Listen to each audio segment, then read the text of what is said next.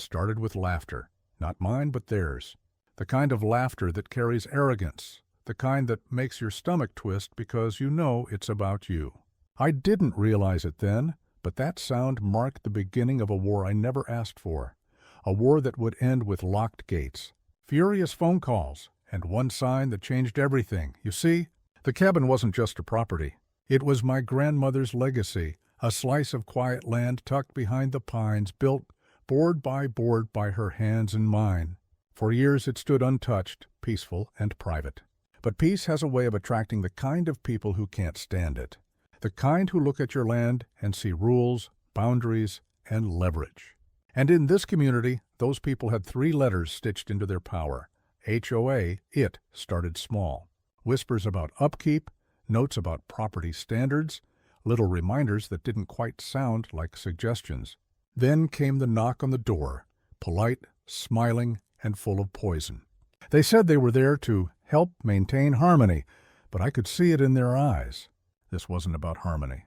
It was about control. Weeks later, I'd find out what they'd really been planning. By the time I drove up that gravel path and saw strangers walking across my yard, clipboards in hand, cameras clicking, the truth hit like a gut punch. A real estate agent stood in the driveway, telling someone about the perfect cabin getaway for sale. My cabin, my land. My name still on the deed. The sign out front read, "For sale." But it wasn't mine, and that was the moment something in me changed. I wasn't just defending property anymore. I was defending history, memory, and blood. They thought they could push me, silence me, even sell me off. But they forgot one thing. Paper works both ways, because when they opened that gate without asking, they had no idea what kind of door they'd just stepped through. So tell me, how far would you go when someone tries to sell the land your family built with their own hands? The cabin sat at the end of a narrow gravel road, surrounded by pine and silence. It wasn't fancy, not the kind of home you'd see in glossy real estate magazines, or the kind that made people whisper money under their breath. But it was honest, weathered wood, a rust-colored tin roof, and a porch that creaked when you stepped on it. To me, it was more than a building. It was a heartbeat that had pulsed through my family for generations. My grandmother built it herself, with neighbors from a time when people helped each other, because that's what you did. She left it to me, trusting I'd keep it safe, keep it ours. And I did, for years. The land stretched just shy of an acre, not big enough to farm, not small enough to ignore. Behind the cabin was a small stream, one that caught the morning light like liquid glass. In spring, the wildflowers turned the ground into a living painting. It was quiet there, the kind of quiet that healed you. That was until the day the new HOA started expanding its borders. At first, it seemed harmless. The Pine Hollow Community Association had always existed, just not here. They managed the cluster of modern homes that sat about a mile downhill, all fresh siding and perfect lawns. The kind of place where every porch light matched, and the mailboxes stood in neat little rows like soldiers. They had bylaws, fees, committees, a whole system to ensure community consistency. I never paid it much mind. After all, my cabin sat outside their jurisdiction. Or at least, that's what I thought. The trouble began the year the board changed leadership. Out went the older, milder crowd who saw Pine Hollow as a friendly collective. In came a new wave, the self-appointed revitalizers. They were the kind of people who looked at rules like weapons and structure like status. The new president, a woman named Elaine Kirkwood, ran everything with a smile that didn't reach her eyes. She was in her late 40s, dressed like she was always headed to a meeting that never ended, pressed blazers, pearl earrings, and that clipped tone that made everything sound like an order disguised as a favor. Elaine was joined by her loyal second, Martin Cobb, a retired contractor who treated the HOA bylaws like scripture. He was broad-shouldered and loud, with a permanent squint and a handshake that lingered too long. A man who believed authority meant volume. Then there was Tracy Nguyen, the treasurer, quiet but calculating, with the uncanny ability to recall exact fee amounts from memory. She didn't say much, but when she did, you listened, because she always spoke with paperwork to back it up. The last two board members were more performative than powerful. George, the self-proclaimed landscape expert, and Sandy, the social chair who organized mandatory fun with a kind of forced cheerfulness that made your skin crawl. Together, they formed a circle of control, one that thrived on microaggression, gossip, and letters written in the kind of legal tone that always started with per Section 4A of the Community Covenant. It started subtly. The first letter wasn't even threatening. It came folded neatly inside my mailbox with the Pine Hollow emblem embossed at the top. It read like a welcome note, full of polite flattery. "We're expanding the community to include adjacent properties," it said, "and we're thrilled to have you as part of our neighborhood family." At the time, I laughed. My cabin wasn't part of any expansion. The land was private, deeded before Pine Hollow even existed. My grandmother's signature still sat on the original documents, long before Elaine's manicured hands started stapling rules to lampposts. But I kept the letter anyway, a reminder of how quietly control begins. The first red flag came 2 weeks later when I found a white SUV idling near my gate. A man in a reflective vest was taking photos of the cabin, the gate, even the mailbox. When I stepped out, he waved like it was nothing, muttering something about property surveys. The SUV had the Pine Hollow logo on the side. That night, I noticed a new sign at the bottom of the hill. "Welcome to Pine Hollow Estates, a deed-restricted community." It wasn't my sign. Neighbors began changing, too. The couple across the road, quiet retirees named the Jensens, suddenly stopped waving. George from the board started showing up unannounced, commenting on how wild my trees looked. He said things like, "If you trimmed those back, your property value would go up." It wasn't advice, it was a warning. Disguised as concern, Elaine sent her first official notice of non-compliance in late May. It accused me of violating landscaping standards and not maintaining visual harmony. It was absurd. My property wasn't even on their map. I called her office. She said it must have been a clerical error. The next week, I got another one. This time, the notice mentioned potential penalties. That's when I started documenting everything. Photos, copies, dates. My grandmother's deed was locked in a fireproof box in the cabin, her old handwriting still looping across the pages. Every time I read it, I could almost hear her voice. Steady, certain, defiant. "This land is ours. Don't ever let them take it." Still, there was part of me that wanted to believe this could all be cleared up with a conversation. So when Elaine invited me to the next HOA meeting to clarify boundaries, I went. It was held in the Pine Hollow Clubhouse, a sterile, over-decorated space that smelled like air freshener and self-importance. Elaine sat at the front of the room behind a folding table stacked with papers. Her smile was tight when she saw me. Around her sat the other board members, all flipping through binders like they were preparing for trial. The meeting began with pleasantries, budget reports, landscaping updates, and Tracy's monotone recitation of monthly dues compliance. Then came my name. Elaine turned to me, her voice dripping with false warmth. "We just wanted to address the matter of your property inclusion. It seems there's been some confusion regarding the updated zoning boundaries." She pushed a paper toward me, a printed map with a red line drawn around the Pine Hollow Estates. My cabin sat just inside that line. I studied the map. It was recent, dated just 2 weeks earlier. The boundary line cut through the forest, over the creek, and right across my property. "That line's wrong," I said. "This cabin isn't under HOA jurisdiction. Always has been private." Elaine's smile didn't waver. "Well," she said smoothly, "sometimes boundaries evolve with community growth. We're all part of something bigger now, aren't we?" There was a murmur from the other members, nods, polite smirks. I realized then that this wasn't a misunderstanding. It was a claim. When I refused to sign their acknowledgement form, Elaine's tone hardened. "I understand this is emotional for you," she said, but compliance ensures fairness for everyone." Fairness. That word rang in my ears like an insult. After the meeting, Martin followed me out to the parking lot. "You could make this easy on yourself," he said, leaning on my truck. "Join in, pay the dues. Keep things smooth." His breath smelled of coffee and condescension. "Otherwise, you might find this place gets harder to maintain. Lots of regulations around these parts." I didn't answer.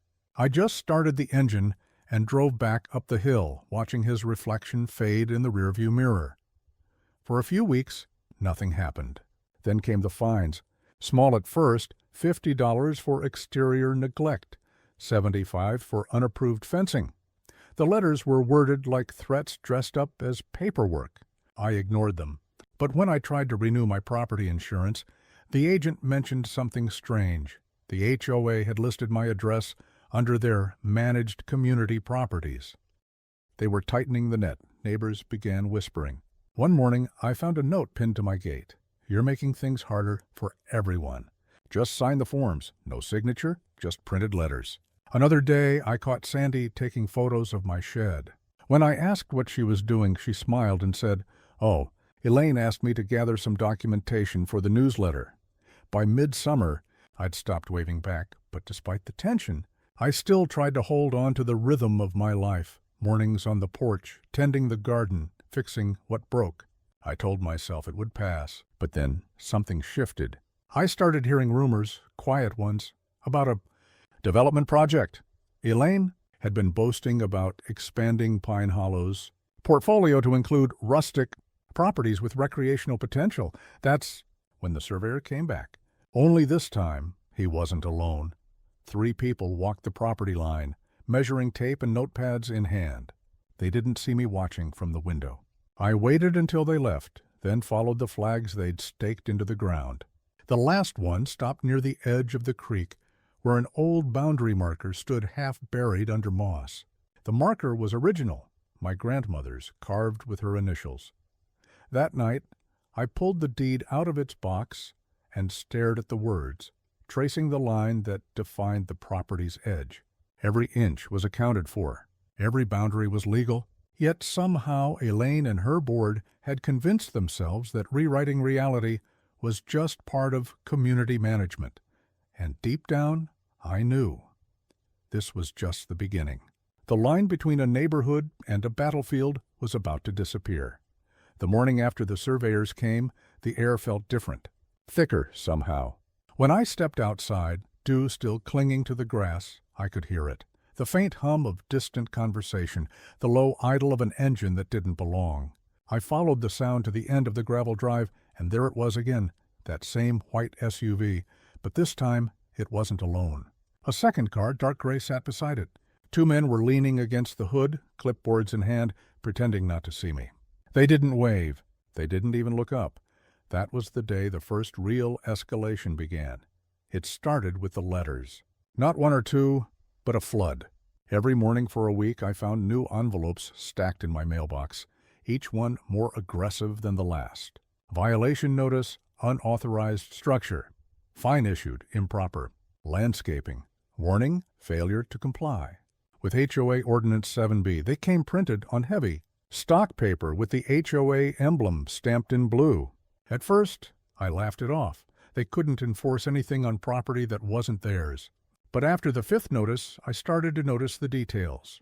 Each fine included photos, taken from angles that could only come from someone standing on my land. My porch, my fence, even my shed. The total fines by the end of that first week came to $1,250. I tried calling Elaine again, but her assistant answered, a chirpy voice that sounded like it had been trained to deflect conflict. "Elaine's in a board session," she said. "If you'd like to contest the notices, you can submit a formal appeal by mail." An appeal to an HOA I didn't belong to. The absurdity of it almost made me laugh. Almost. But the laughter didn't last long. That same week, someone trimmed the edge of my property line, the stretch of trees that separated my land from the main road. They didn't just trim, they butchered. The once thick wall of green that gave me privacy was hacked down to knee height, leaving an ugly scar of raw stumps. I found a laminated notice nailed to one of the remaining trunks. Vegetation overgrowth corrected in accordance with HOA Landscaping Standard 3A. They'd done it without permission, without warning. When I confronted George, the so-called landscaping expert, he just smiled. "Oh, you're welcome," he said. "We noticed your lot was obstructing the sightline for community visibility. Had to step in before it became a hazard." "Visibility?" I asked, my voice low. "Community safety," he replied, the words rolling off his tongue like a rehearsed speech. "Wouldn't want anyone getting hurt." That night I sat on my porch staring at the raw open space where my trees once stood. The sound of cars drifted up from the main road, headlights cutting through the darkness that had once been hidden. I didn't sleep much after that. Every crunch of gravel made me flinch. Then the garbage incident happened. A new notice appeared, this one accusing me of improper waste management. According to the HOA, trash bins had to be community-approved models, placed no more than 18 inches from the curb between the hours of 6 a.m. and 8 p.m. on designated collection days. I didn't even have curbside pickup. The county handled mine privately. Yet, somehow, I'd been fined another $200 for non-compliance. By mid-June, it was clear this wasn't about paperwork or property lines. It was about breaking me down piece by piece. Everywhere I turned, there was a new problem. The mailbox got vandalized, the flag snapped off, and the inside smeared with mud. My water pressure suddenly dropped, later traced to a valve someone had half closed outside near the meter. And one morning, as I walked down to collect the mail, I found a printed flyer taped to my gate. Community integrity depends on cooperation. Don't be that neighbor. No name, no logo. Just those words in bold black type. I started keeping a log. Every noise, every visit, every car that idled too long near the property. The list grew faster than I could keep up with. Then came the inspection. It was early July, humid and heavy. I was sanding down the porch rail when I heard footsteps. Not one pair, but several. I turned and saw 3 people walking up the path, Elaine, Martin, and George. No notice, no permission. They carried clipboards and a camera, like they were there to appraise something that didn't belong to them. "Morning," Elaine chirped, her tone syrupy sweet. "We're here to conduct a property inspection for compliance verification." "You're trespassing," I said, my voice steady but tight. Elaine blinked like I'd said something absurd. "As members of the community board, we have authorization to ensure standards are being met." "This isn't your jurisdiction," I snapped. "Get off my property." Martin stepped forward, squaring his shoulders. "Sir, we're just doing our job." "You're making this harder than it needs to be." I said, "Get off." For a moment, no one moved. Then George clicked a few photos, muttering something about documentation. My heart was pounding.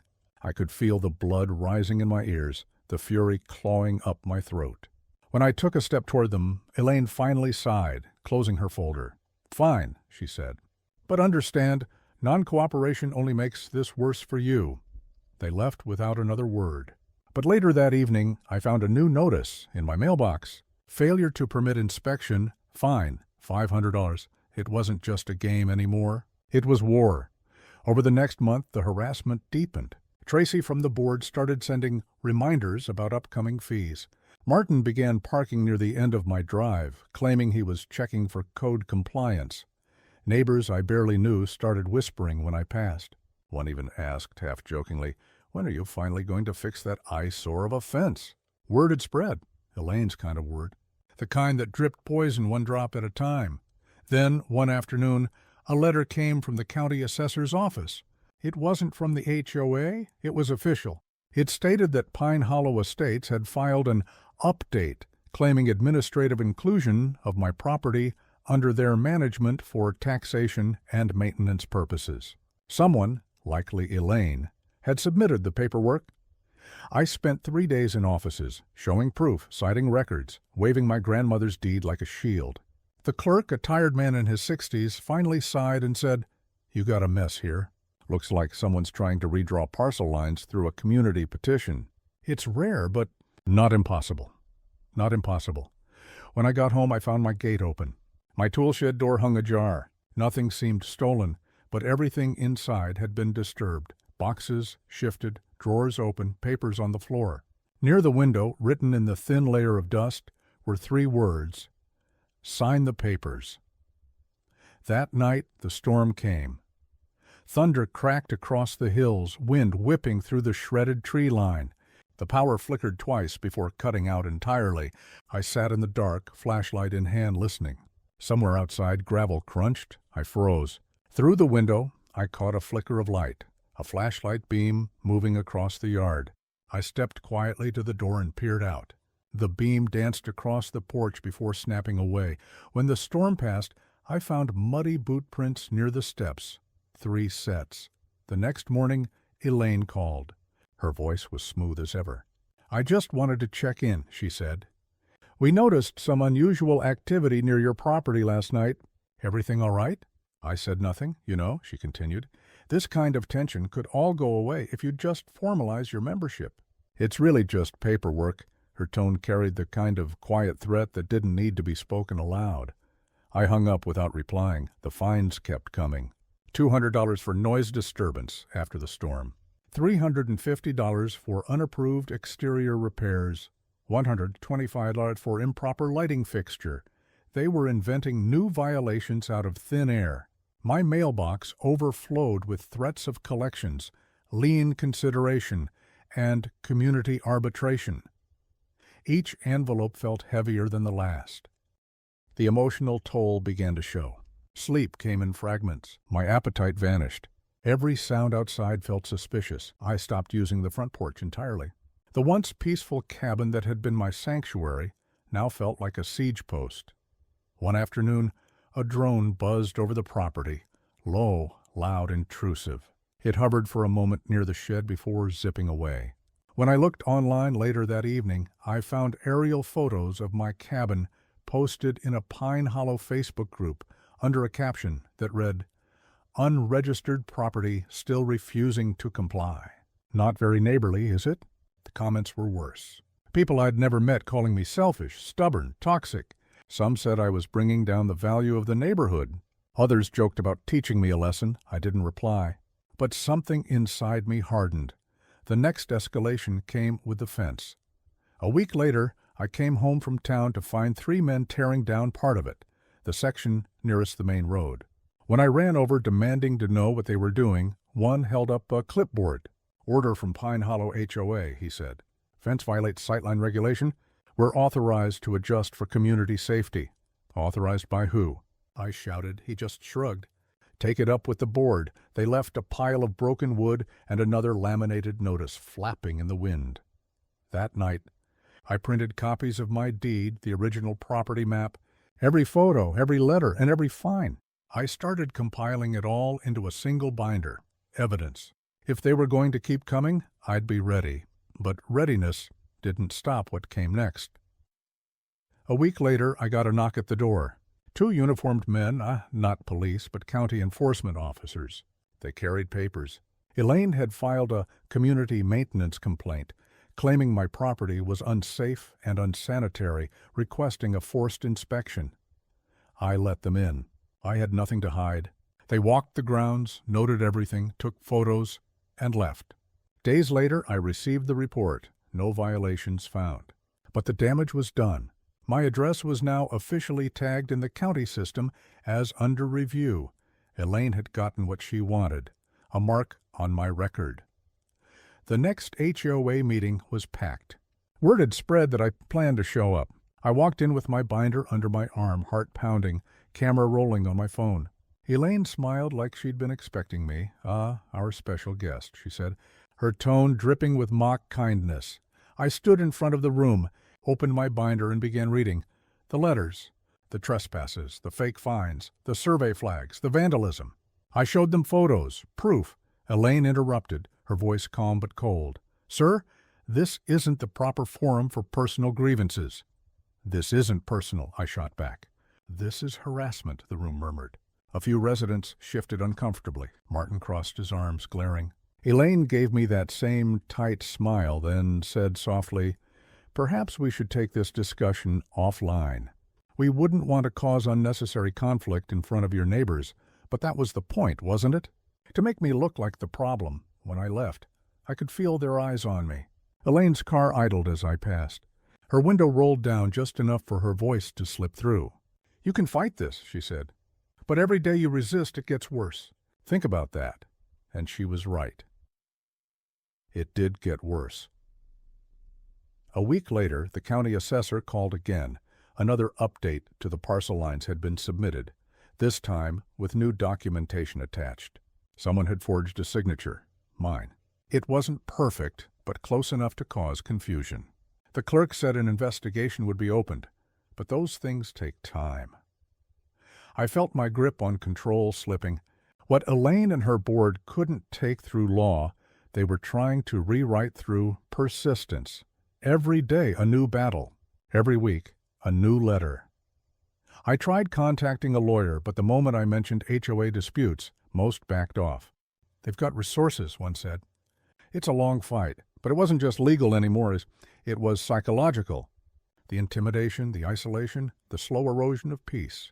I started to question everything. I'd catch my own reflection in the window at night and barely recognize the person staring back. And yet, I couldn't give up. This was my grandmother's land. Her handwriting still on that old deed, her voice echoing in my mind. Don't let them take it. So I decided to turn the tables. I began recording everything. The cars, the meetings, the visits. I installed cameras at the gate, near the shed, along the tree line. I even caught George trespassing one evening, holding a tape measure and muttering something about setback violations. I sent the footage to the county sheriff's office. They opened a report, but warned me, HOAs operate in gray areas. Be careful, careful. As if I hadn't been, then came the breaking point, the letter that made my blood run cold. Notice of foreclosure proceedings. According to the document, Pine Hollow HOA intended to place a lien against my property for unpaid fines and fees, totaling over $8,000. It was a lie, but a dangerous one. Liens could freeze accounts, delay sales, damage credit. I called Elaine, my voice shaking. You don't have the right, I said. Oh, but we do, she replied sweetly. You're part of Pine Hollow now, whether you like it or not. And as her words hung in the air, I realized this wasn't just a fight over property. It was about power control and erasure. They wanted me gone, but if they thought I was going quietly, they were wrong. Because somewhere deep in the anger, something shifted. The fear burned off, leaving only resolve. I started making calls to reporters, investigators, even other homeowners who'd fought similar battles. And what I found made everything clear. Elaine had done this before. There were others. Families who'd been pressured out, intimidated, fined into foreclosure. All so the HOA could revitalize their land for profit. And I promised myself, this time, she'd pick the wrong person because I wasn't leaving. Not without a fight, not without the truth, and not before the whole world knew exactly what Pine Hollow was hiding. The morning the showdown began, the world felt unnervingly calm, the kind of quiet that hums just before a storm breaks. The air was still thick with the weight of something inevitable. I woke early, long before the sun climbed the ridge, and stood at the window overlooking the scarred stretch of my land. The trees were gone, the fence broken, the ground damp from last night's rain. Everything the HOA had tried to strip from me, my privacy, my peace, my dignity, seemed to stare back in that ruined landscape. But beneath it all was something they hadn't managed to touch yet. Resolve. Cold, absolute resolve. That morning, I wasn't the same man they'd been toying with for months. I'd been humiliated, fined, threatened, even invaded. But every wound had hardened me into someone sharper, quieter, more dangerous. And today was the day it all turned.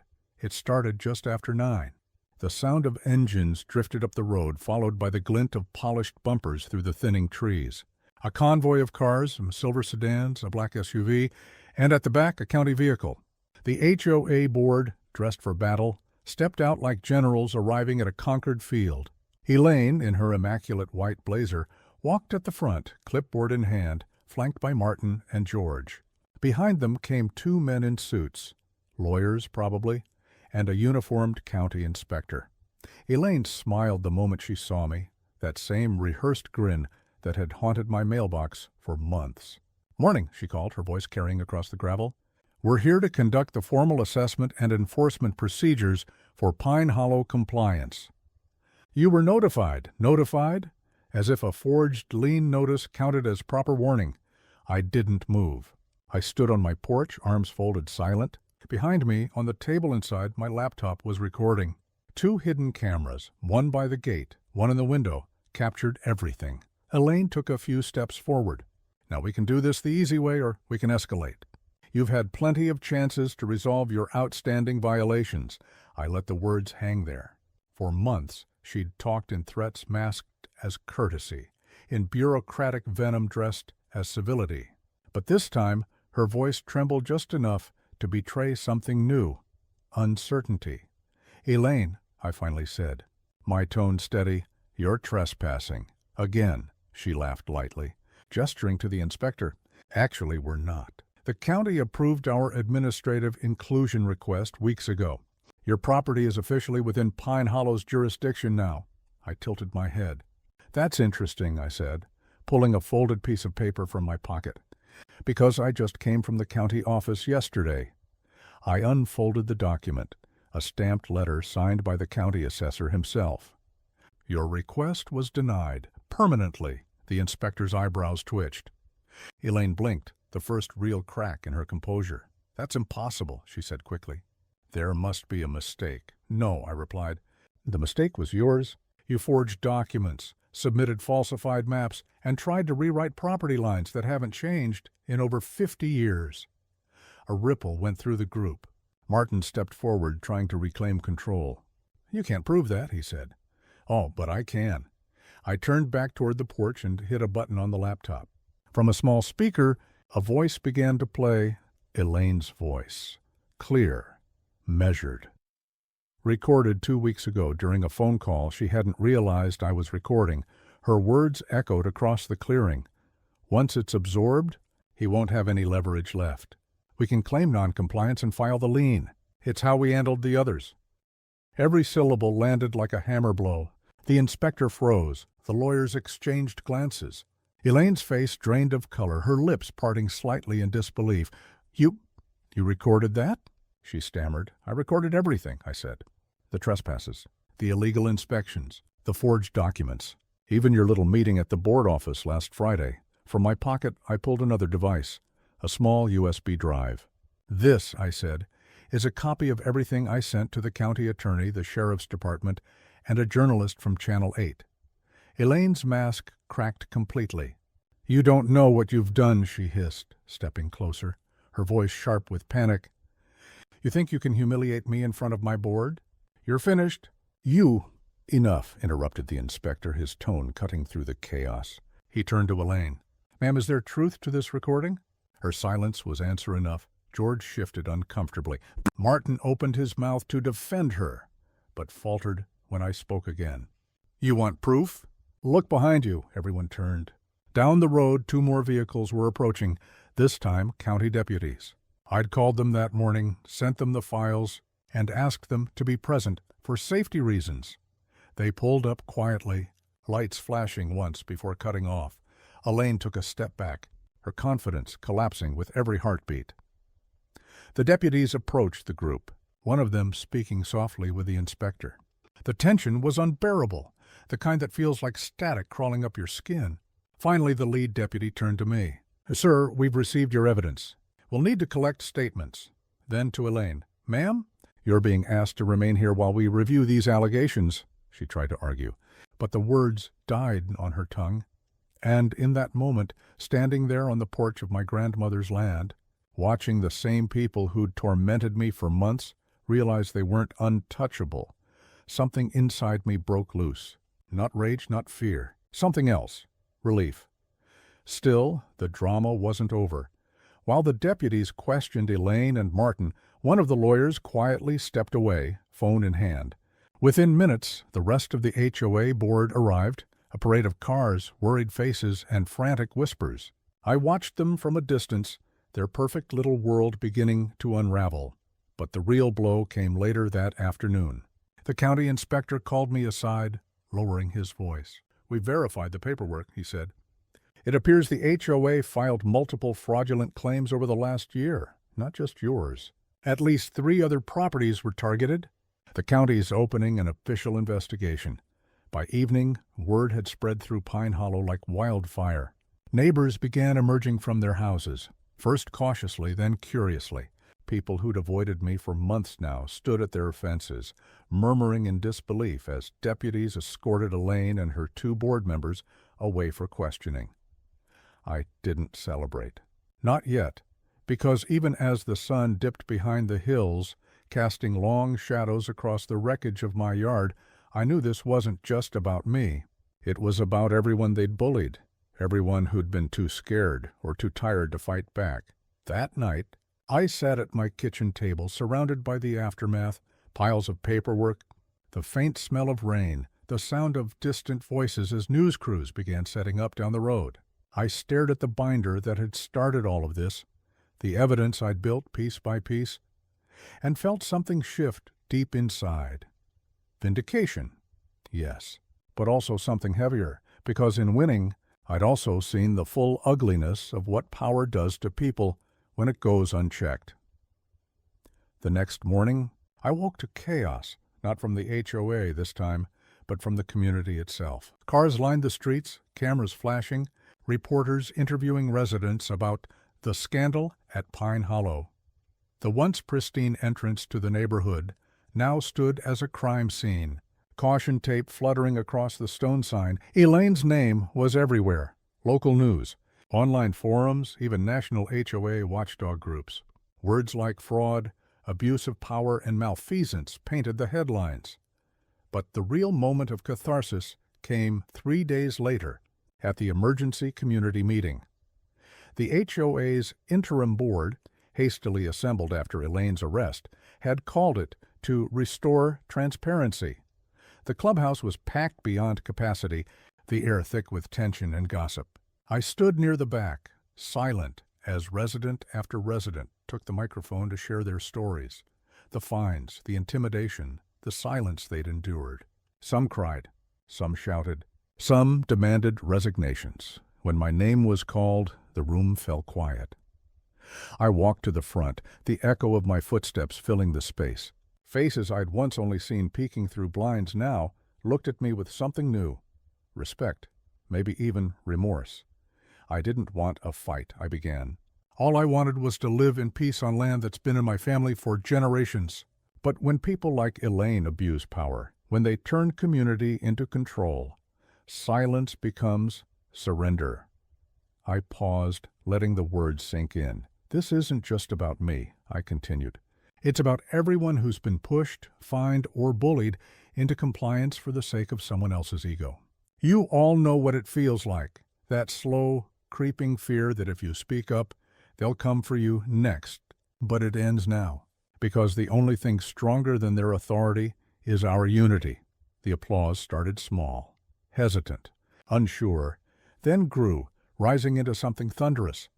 By the time the meeting ended, the board had been dissolved. The county had seized the records. The HOA was effectively over. That night, I walked home under the quiet hum of streetlights, the air cool and sharp. For the first time in months, the road felt different, lighter somehow, like the weight had lifted off the entire neighborhood. I passed a few residents on their porches, and one older man nodded as I went by. About time someone stood up to them, he said softly. I smiled, just barely. Yeah, I murmured. About time. When I reached my gate, I stopped. The damage was still there, the broken fence, the stumps, the scattered gravel, but for once, I didn't see destruction. I saw proof. Proof that they hadn't won. Inside, I poured a cup of coffee and sat on the porch as dawn began to creep across the hills.